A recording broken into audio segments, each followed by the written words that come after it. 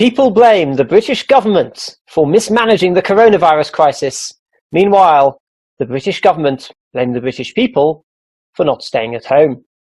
Casual people blame the cautious people for ruining the economy, and the cautious people blame the casual people for spreading the virus. The Americans blame the Chinese. The Chinese blame the Americans. And unsurprisingly, everyone blames the panic buyers. But is the blame game ever safe for anyone to play? My name's Andy, you're watching Alverstoke Antiviral.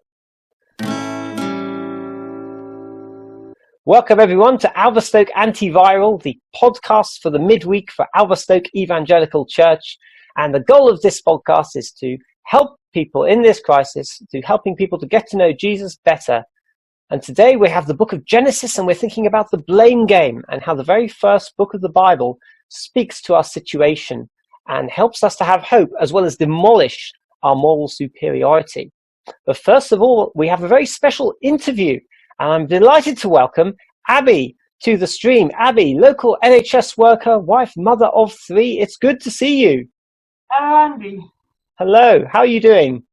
Yeah, I'm very well, thank you. Have you been working yesterday? I'm on night shift at the moment, so I did my first one yesterday and I've got 3 more for the rest of the week. And Abby, what is your role in the hospital? Okay, so I work in the laboratory, specifically biochemistry, running blood tests, urine tests and other samples that you can send me, various fluids, and reporting back to the doctors so they can diagnose, monitor and treat their patients. Delightful. Yeah. I suppose a lot of people are wondering, Abby, what is it like to work in a hospital in the middle of a pandemic health crisis? I mean, we hear such stories out of Italy and other places. What's it like? I think probably we're at the beginning of the crisis, to be honest, at Portsmouth. And actually, it's very quiet. I've heard other people describe it this way, but it's like, feels like the calm before the storm. A lot of the work we do in the lab is GP work, and people are being advised to stay away from their GPs or have phone consultations. Obviously, you can't take blood over the phone. Also, a lot of clinics have been cancelled, outpatient appointments.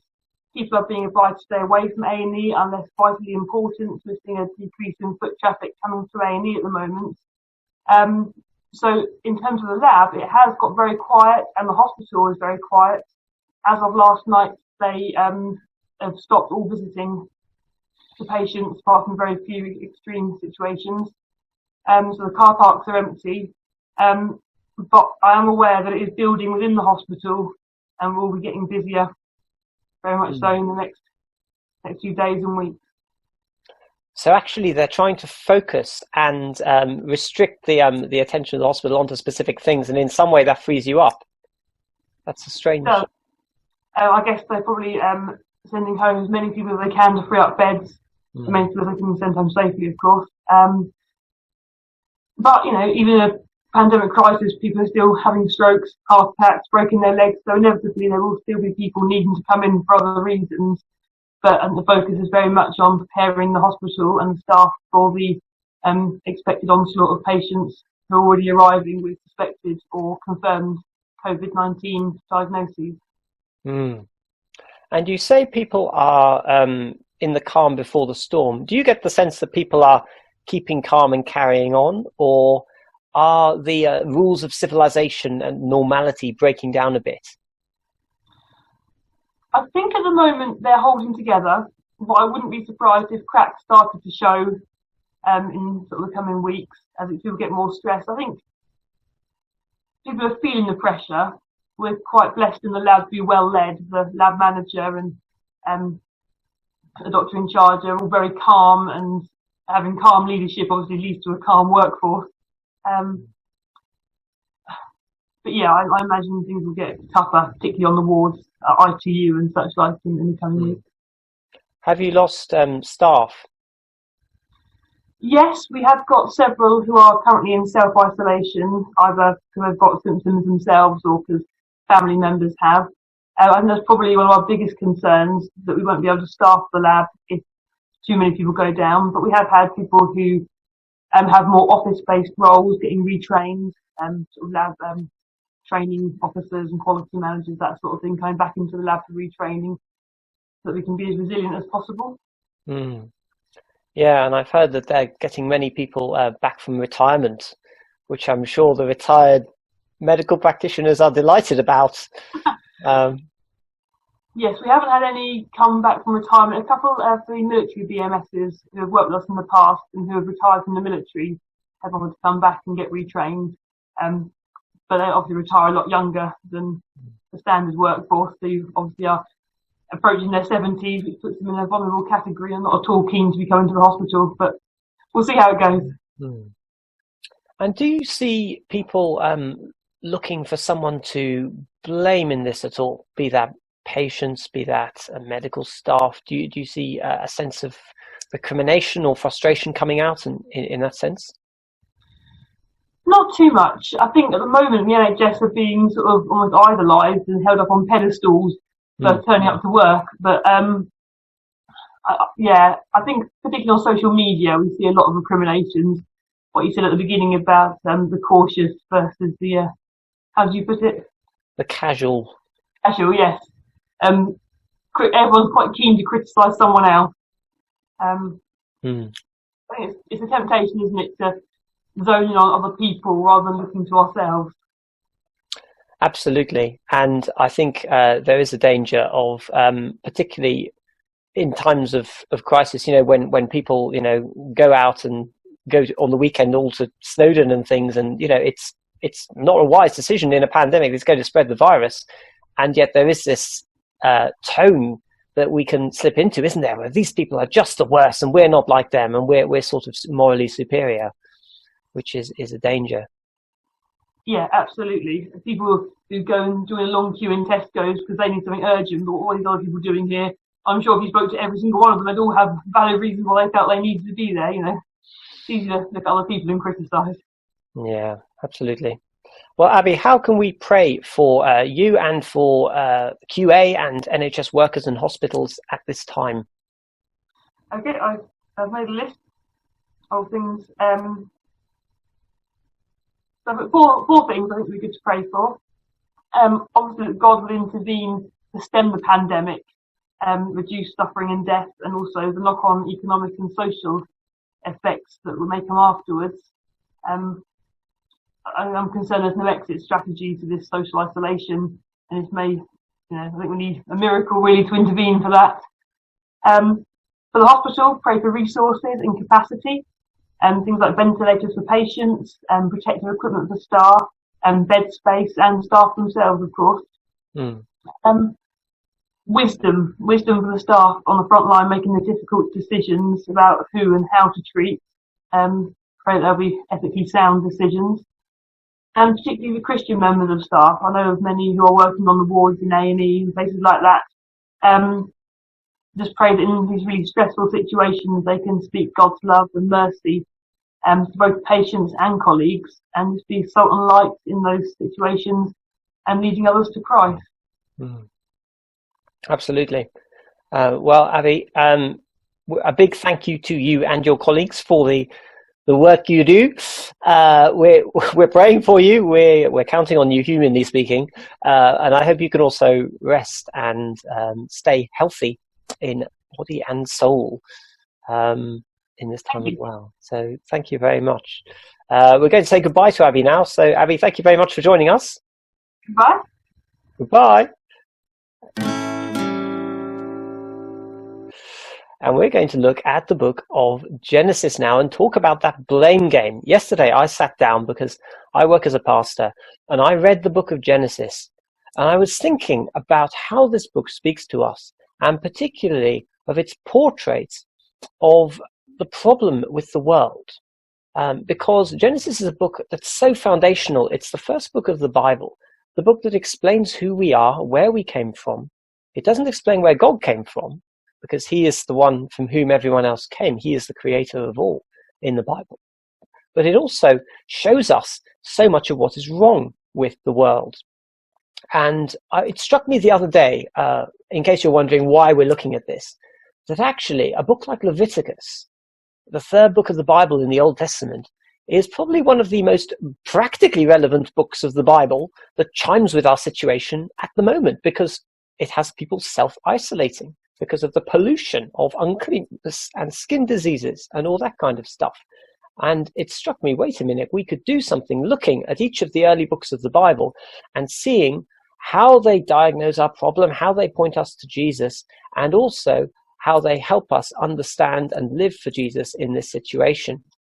And I particularly want to focus on Genesis because it diagnoses the world, and it's not pretty because it diagnoses me as well in quite an uncomfortable way. And though we love to blame people and point the finger and jeer at them and say, look at them, they're doing something stupid or bad, but actually the reality is, as someone famous once said, when you point at someone else, you've got three fingers pointing back at you. And a book like Genesis shows that so clearly.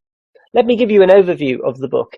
I think there are two halves of the book thematically. There's the first half, chapters 1 to 11, and the second chapter, chapters 12 to 50, which is a longer section.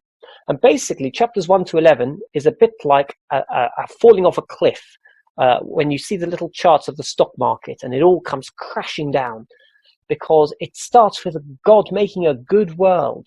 The Creator, in the beginning, God created the heavens and the earth, Genesis 1:1. And he makes it good, and he makes us as his image bearers under him to rule this world, and he blesses it, and he makes us to know him, to love him, to serve him, to worship him. And the speed at which we screw it up is alarming, because in the third chapter of the Bible, it all goes wrong, and we get the incident of Adam and Eve and the serpent, who is Satan, who says, did God really say you shouldn't eat from the tree in the garden? And he persuades them to cross that boundary because he says, you will not surely die. You will be like God, knowing good and evil. He says, cross God's line, break his rules. You don't need to listen to him because his word is wrong. You will not surely die, and you will be like him. And in a gesture of snatching at God's godness and his goodness, Adam and Eve take the fruit and eat it. And it's a gesture which people look at and think, well, that's just silly. How could God punish the world for taking a piece of fruit? But it's one of those simple gestures with a huge meaning behind it. It's a bit like when a child or a toddler is misbehaving and mummy or daddy has just mopped the floor and they are about to tread on the floor with their messy boots, and mum and dad says, no, do not put your foot on that floor. And the child looks at them and thinks about it, and then very deliberately puts their foot on the floor.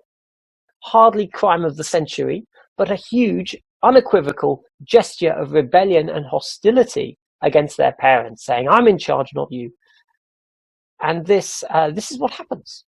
Taking that piece of fruit is a total rejection of God and a total snatching at his job as the king. It's stepping over a line. And the book of Genesis shows us that God is holy and good, and he cannot stand for this.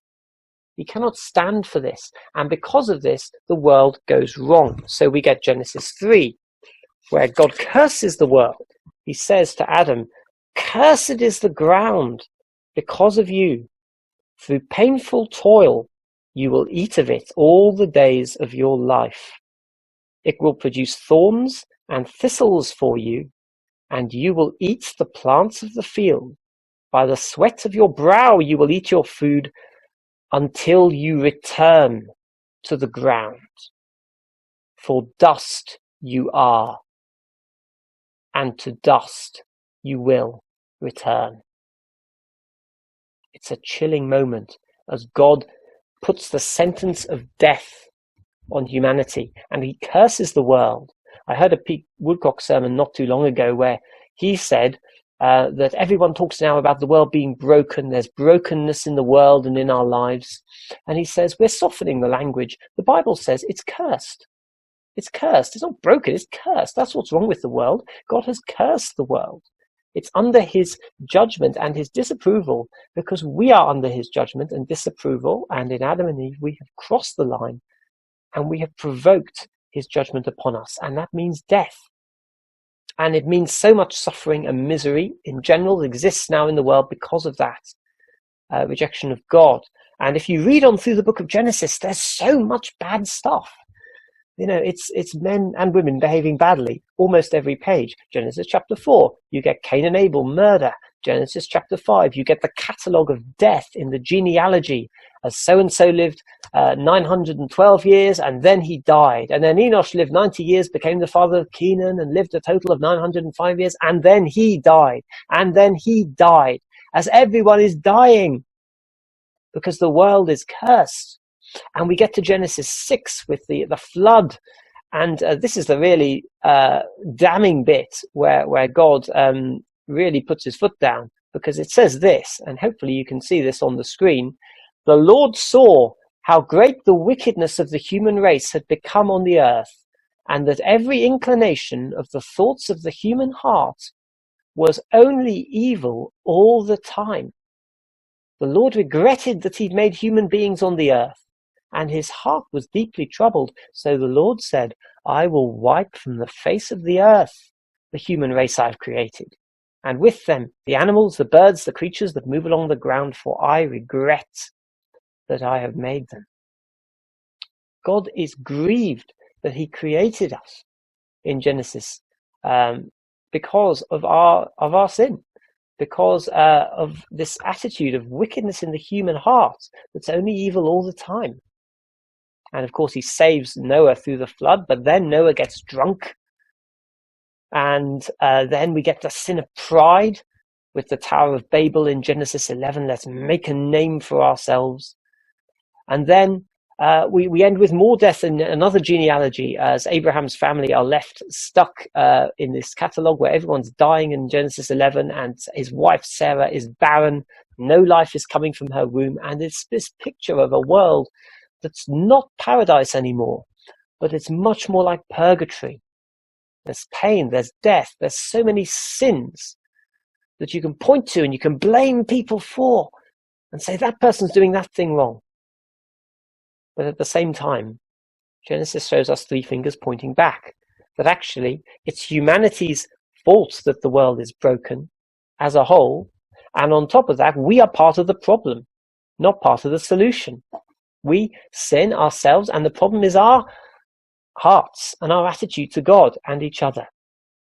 And you know what? In the second half of the book, where it picks up, for reasons I'll explain, sin doesn't go away.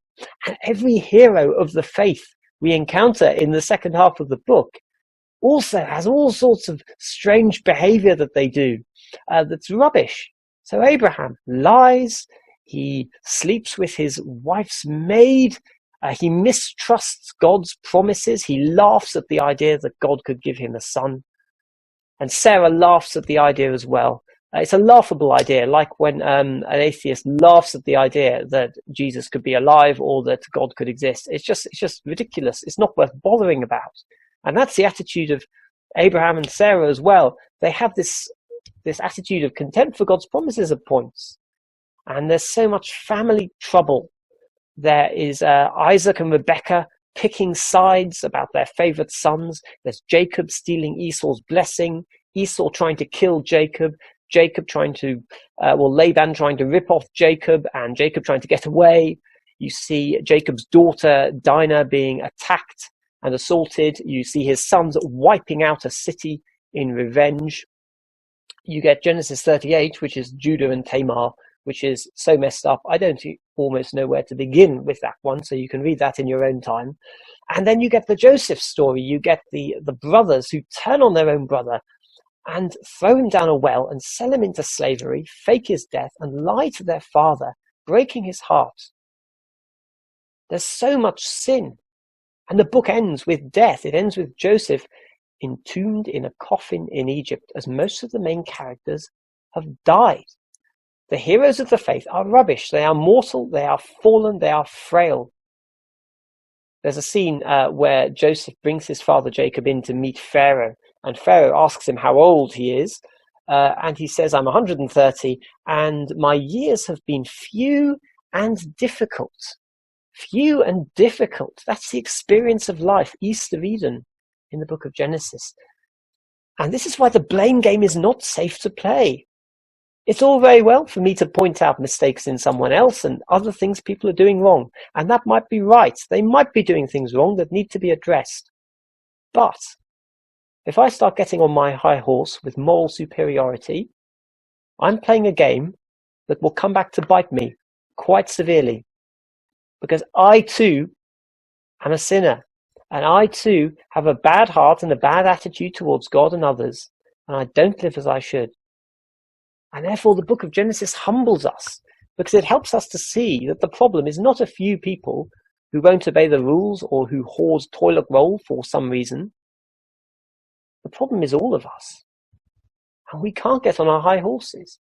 It's to show us our need of rescue and our need of God. And thirdly and lastly, it's here to point us to Jesus.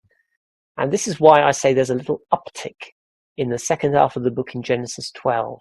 There's a little bit of hope of economic recovery, as it were, because in Genesis 12, God speaks to Abraham and he promises blessing. And this is a turning point in the whole story of the Bible. This is the call of Abraham. The Lord had said to Abraham, "Go from your country and your people and your father's household to the land I will show you. I will make you into a great nation, and I will bless you. I will make your name great. You will be a blessing. I will bless those who bless you. Whoever curses you, I will curse, and all the peoples on earth will be blessed through you." Spot the repeated word, bless. Bless you, blessing, bless those who bless you, all peoples on earth blessed through you. In a world of curse and death, God is promising blessing. He's promising life, that Abraham will have many descendants, many living people coming from him, a great nation. He promises them a home, a land. Go to this land I will show you. You will have a home. You were kicked out of Eden, but you will have a home.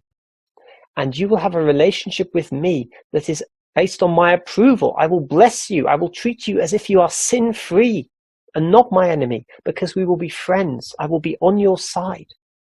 And all peoples on earth will be blessed through you, because you will be a pipeline of my favor and my goodness to the world through your family, Abraham. Or Abram, as he's called at this stage in the story. This is Genesis 15:1 as well. After this, the word of the Lord came to Abram in a vision. "Do not be afraid, Abram. I am your shield, your very great reward." This is amazing, because God speaks to one man and says, through your family and through you, I'm going to be for you, not against you. I'm going to bless you and not curse you. I'm going to give you life where there is death and a future where there is no future hope. And he repeats these promises to Abraham several times in the Abraham section of the story. And they're repeated to Isaac in the next generation. Nothing to do with Jean-Luc Picard, but actually the next generation of this family. And then they're repeated to Jacob, who steals them actually from Esau. He gets the blessings and God repeats them to him on several occasions. And then at the end of the book, he passes them on to his sons, to Joseph and Judah, the Lion King, from whose family the scepter will not depart, because there's going to be a king who will be of Abraham's family, who will bless the world. And that king, as we will see, is going to be Jesus.